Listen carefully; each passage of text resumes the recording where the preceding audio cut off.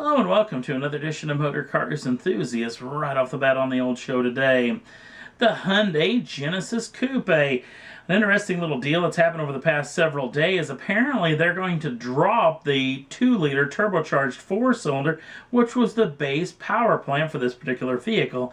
That 2-liter turbocharged unit made 277 brake horsepower and 260 pounds-feet of torque. Hyundai is claiming that they want to bring this vehicle a little bit more upscale in the market, and it's only going to offer, at least in the foreseeable future, at least as of yet, they haven't made any official announcement yet, but it'll only make the normally aspirated V6 its only power plant. That power plant makes 348 brake horsepower and 292 pounds-feet of torque. Now, ever since the nose had been revised and the hood had been raised a tiny bit, they claim that there's plenty enough room for that normally aspirated 5-liter V8 that's in the Genesis sedan will and could fit in this particular model to try to make it go head-to-head with the Camaro, the Challenger, and the Mustang. But no official word has come out on that as well, but we're all fingers crossed, hoping very intently maybe the next generation of the Genesis Coupe will have that particular unit. Next up on the list, Subaru is showing off a brand new model. Now, this brand new model is the Series Blue, the BRZ Series Blue. And as you can see from the first picture, brand new front splitter, new front wheel and tire package, or I should say wheel and tire package goes all the way around. Super sticky rubber and whatnot. It's got new side sills that go clear down the side of the automobile, including the rear end treatment with a new rear end diffuser and some new side skirts down the back end of this vehicle as well. This is the Series Blue BRZ concept. Now, all this being said, it's got a lot of folks in the media all worked up. I think it was the folks over at Car and Driver who put out a little tweet here not too long ago that they wanted Subaru to cut the bull crap, and that was not the words they used. They used the full-on words. Cut the bull crap and give us the STI version of the BRZ. But apparently Subaru is either unwilling or just doesn't think it's really possible, or they're being choked down by the folks over at Toyota as far as being able to develop this particular vehicle, because the turbocharged 2.5-liter flat 4 would fit in this car quite easily, especially with the already lump that's in this vehicle.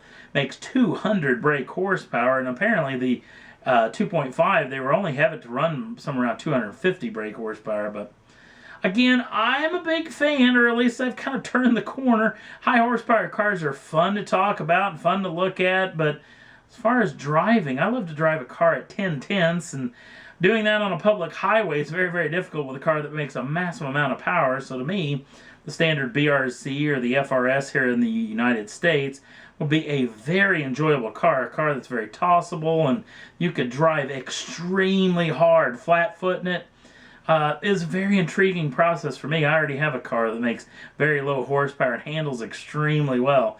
Very, very enjoyable to drive on a daily basis. So again, we'll wait and see, but maybe one of these days we may actually finally get the full STI version. And yes, Subaru, we will keep talking about this until you guys actually build this model. Last up on the list, well, if you're big fans here around the United States, or this program probably gets out around the world as far as the Barrett-Jackson auction, that is. Barrett-Jackson auction being probably one of the most popular collector car auctions here in the United States. Well, a bombshell was let out over the past several days, as this particular fellow, being Ron Pratte, a local Arizona fellow who's got a very, very profitable construction business, concrete business, and whatnot, and every year goes to Barrett-Jackson and swallows up a whole ton of automobiles, spending, well, millions of dollars on hand. Now, if you've really noticed, as from Mr. Pratte, over the past several years, he's kind of gotten away from buying regular cars, just been buying charity automobiles, but still spending in the millions, but obviously getting a whopper of a tax break for every time he writes a check for a charity automobile. Now, this being said, Mr. Pratte supposedly, in the 2015 Scottsdale, Arizona auction at Westworld, will be auctioning off his car collection I don't know if it's the entire car collection, but a lot of folks are pointing at some of the most rarest of the rare automobiles that will be going across the block, including a real deal Tucker. Now, if you don't know what the Tucker is, and I don't know if you can actually find it out on DVD. I think there's a little problem with the DVD as of yet, maybe with some music or something, but the DVD isn't actually out. There was a movie many, many years ago about Tucker. A very intriguing fellow. This car was way above its time as far as having a lot of safety features. Probably one of the most fastest road cars on the planet that was being built at the time. Very few numbers this car was actually built in. And then probably one of the rarest of the rare, if you can't find the movie about this, I guarantee you can find the audio on this next particular machine. This is the Cobra Super Snake. This was built way back in the day, way back in the 60s. Carroll Shelby actually built this particular automobile, one for himself and one for comedian Bill Cosby. Now, the Cobra was always a super fast automobile to begin with, but this thing was supercharged. This thing made a monster amount of power. And if you look it up on the old interwebs, I know on YouTube, you can definitely find Bill Cosby's bit about this automobile. It's called 200 miles an hour, where Cosby literally only kept this car for a couple of weeks. It scared him so bad. This is from a guy who drove Ferraris at the time and whatnot. This car was so wildly and so grossly overpowered. He didn't keep it for very long. The car ended up going to Europe. And the fellow in Europe who actually owned that particular automobile, that vehicle wrote his obituary. He is no longer with us, nor is the car, and there's only one of these vehicles left.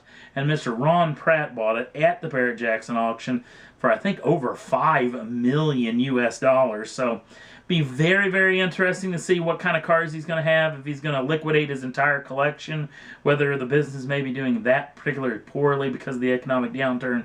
He feels he needs to get rid of some of his collection. It'll be very interesting.